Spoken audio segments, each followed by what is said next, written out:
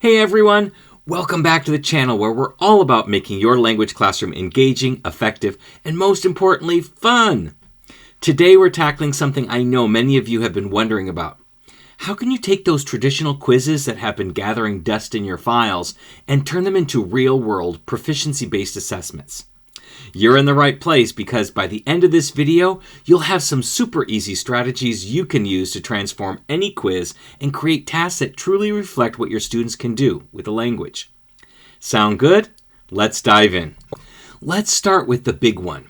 Moving from testing memorization to measuring real-world application. Too often, quizzes are focused on fill-in-the-blank drills or lists of vocabulary to translate. But here's the thing. Your students aren't going to need to conjugate verbs in isolation when they're ordering tacos in Mexico or booking a hotel in Madrid. So let's make those quizzes work for them, not against them. And here's how. First of all, use authentic contexts. Instead of isolated questions, create tasks that mimic real-life scenarios.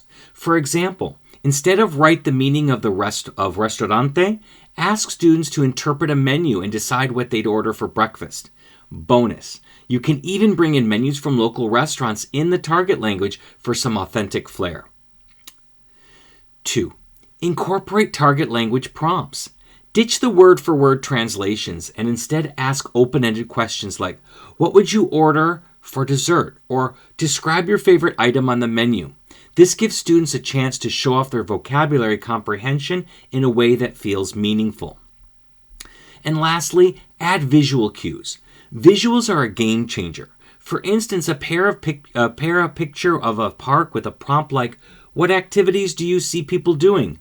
This brings context and makes the task feel more approachable and real world. Okay, now that your quizzes are looking more like real life, let's talk about how to assess proficiency, not just whether students got the right answer. Spoiler, open-ended responses are your new best friend. Allow for multiple correct answers. Here's a quick tweak. Instead of asking, what is the capital of Spain, try, write 3 interesting facts about Madrid. Students can focus on what they know, not what they forgot to memorize, and still show you their understanding. You can also include can-do tasks. Align your quizzes with can-do statements. For example, I can describe my daily routine becomes a prompt where students write or say what they do in the morning. Simple, but effective for showcasing what they can actually do. And third, focus on comprehension first. Provide a short passage or an image and ask, what did you understand? Rather than what did the author say on line 3. The goal is to measure how much they grasp overall, not their ability to pick out one tiny detail. By the way, if you're loving these ideas and want to take your assessments to the next level, you'll definitely want to check out my Assessment Academy. It's a 10-part series where we dive deep into everything from creating standards-based gradebooks to designing assessments that truly reflect proficiency. You can find all the details at mm.us/academy. Come join us. We'd love to see you there. All right, last but definitely not least, rubrics. I know rubrics can feel intimidating, but they don't have to be. In fact, simplifying your scoring can actually make it easier to grade and give students better feedback. Let's break it down. Use single-point rubrics. Focus on one key criterion, like communication effectiveness. For example, does a student get their message across even if their grammar isn't perfect? This helps keep grading fast and stress-free. Score for meaning, not perfection. Here's a tip. Prioritize what your students are saying, not how perfect it is. A student who says, I like eat pizza, should still get credit for communicating their idea clearly. And integrate peer or self-assessment.